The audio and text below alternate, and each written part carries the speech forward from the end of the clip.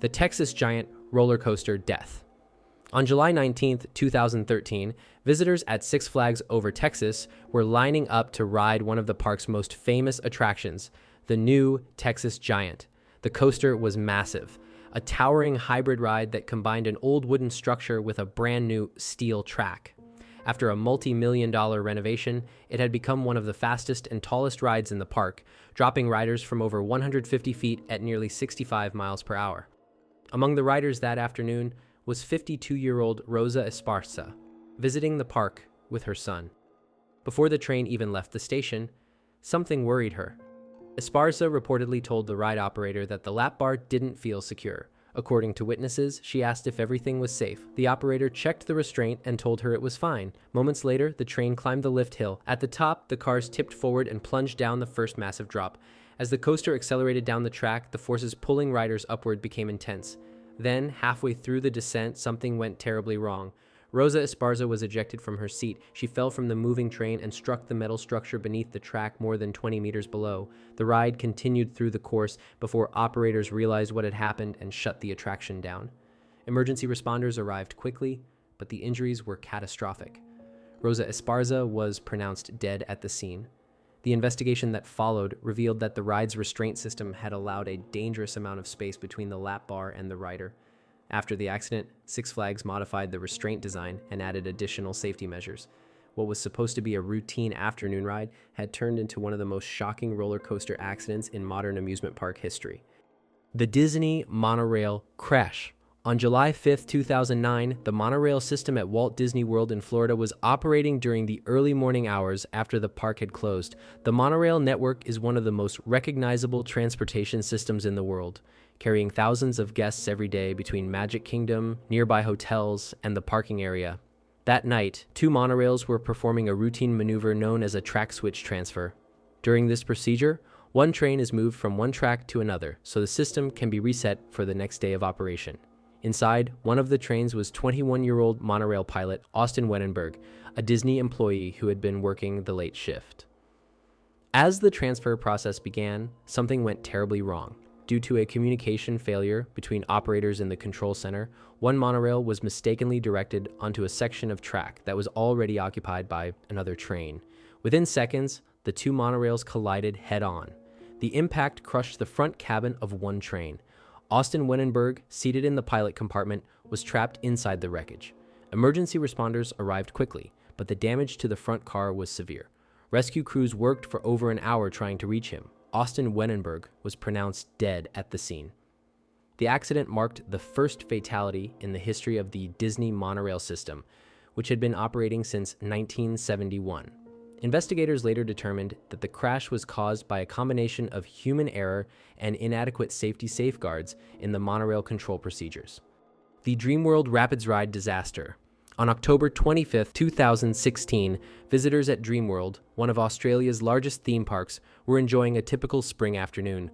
Among the park's attractions was the Thunder River Rapids Ride, a popular water ride where guests sat in large circular rafts drifting through artificial rapids. The ride had operated for more than 30 years and was considered a family-friendly attraction. Riders would board a raft holding several passengers, float through a winding channel of moving water, and finally be carried up a conveyor belt that lifted the raft out of the water and back to the unloading platform.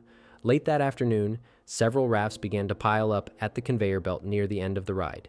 Normally, sensors would detect the obstruction and automatically stop the system, but this time the ride did not shut down. Another raft drifted toward the conveyor at full speed and slammed into the ones already stuck in place. The impact forced one of the rafts upward and flipped it violently. 4 passengers were thrown directly into the mechanical conveyor system, where large, rotating rollers and machinery were exposed beneath the platform. The ride operators immediately stopped the attraction and emergency services were called, but the injuries were catastrophic. 4 adults lost their lives in the accident. The investigation that followed revealed a series of serious safety failures, including malfunctioning sensors, outdated equipment, and emergency procedures that had not been properly followed. The Thunder River Rapids ride was permanently closed and later demolished, marking one of the deadliest amusement park accidents in Australia's history. The Haunted Mine Drop Death. On September 5th, 2021, Families visiting Glenwood Caverns Adventure Park in Colorado were lining up for one of the park's most unique attractions, a ride called Haunted Mine Drop. Unlike most drop towers, this ride was built inside a vertical mine shaft carved deep into Iron Mountain. Riders were seated in a circular gondola before being lifted to the top of the shaft. From there, the ride would suddenly release, dropping passengers more than 100 feet straight down into the darkness. That afternoon, a 6-year-old girl named Wangel Estefanos boarded the ride with her family.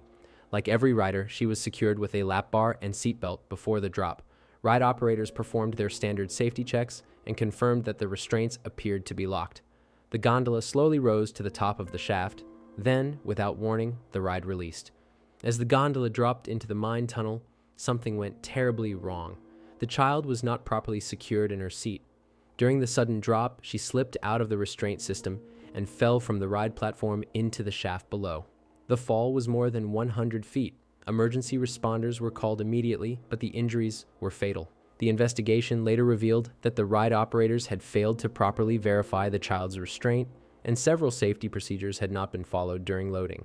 The ride was shut down indefinitely after the accident, while authorities conducted a full investigation into the park's safety protocols. The Perilous Plunge Death. On September 21, 2001, visitors at Knott's Berry Farm in California were lining up for one of the park's newest and most dramatic attractions, a water ride called Perilous Plunge. At the time, the ride featured one of the steepest water drops in the world.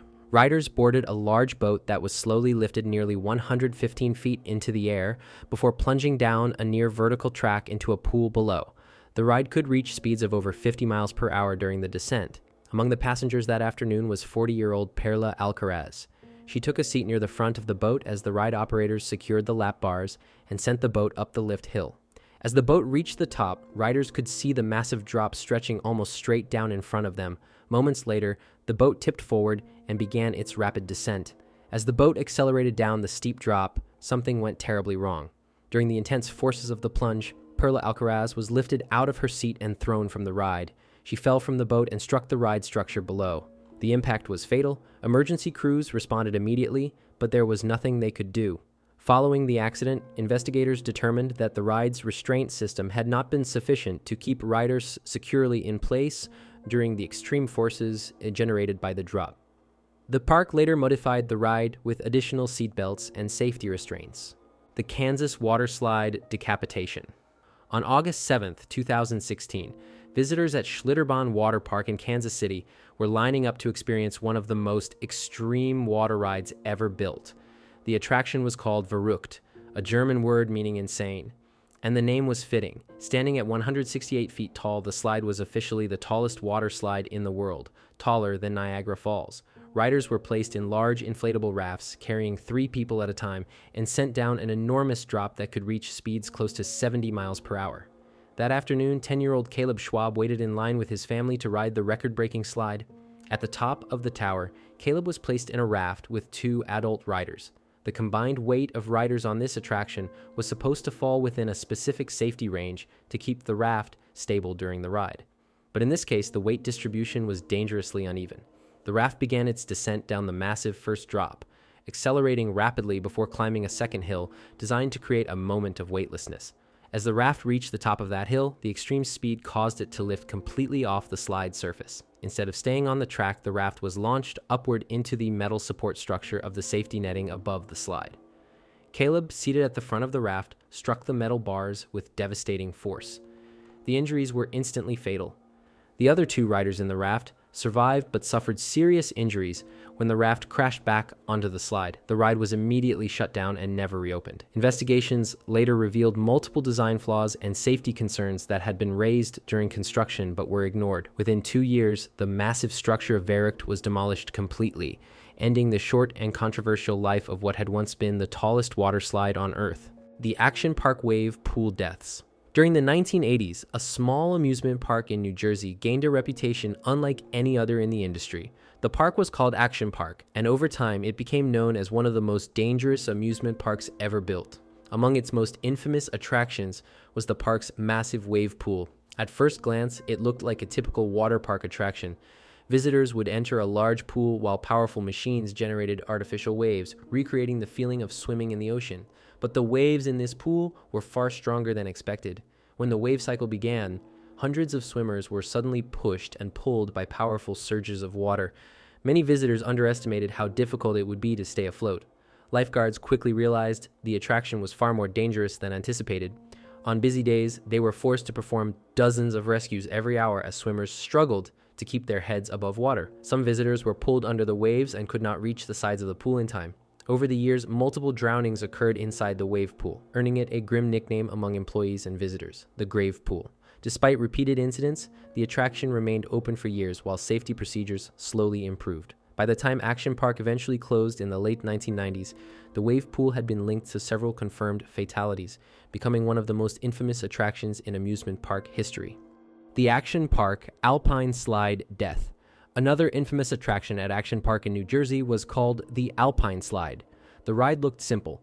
Visitors would sit in small wheeled sleds and descend a long concrete track built along the side of a hill. Riders controlled their speed using a single lever that operated a basic braking system. The concept was inspired by traditional alpine slides found in European mountain resorts, but at Action Park things worked very differently. The track was made of hard concrete, with sharp turns and steep drops. If riders lost control or failed to brake in time, the sled could easily jump the track, and it happened often. Many visitors had little experience controlling the sleds. Some rode too fast, while others deliberately released the brakes to increase the thrill. When sleds left the track, riders were thrown directly onto the concrete surface. The injuries became so common that park employees reportedly kept large supplies of bandages nearby for riders who returned with cuts and road rash. Visitors even gave the ride a nickname, the skin removal machine. But some accidents were far worse than scraped arms or bruises. Over the years, several riders were seriously injured after losing control on the slide. In at least one confirmed case, a rider died after a high-speed crash on the concrete track. Despite the growing number of accidents, the Alpine Slide remained one of the park's most popular attractions for years, becoming a symbol of Action Park's reckless approach to safety. And that brings us to the end of the video. If you enjoyed it, make sure to leave a like and help boost the video. And don't forget to subscribe so you don't miss the next one. See you soon. Bye.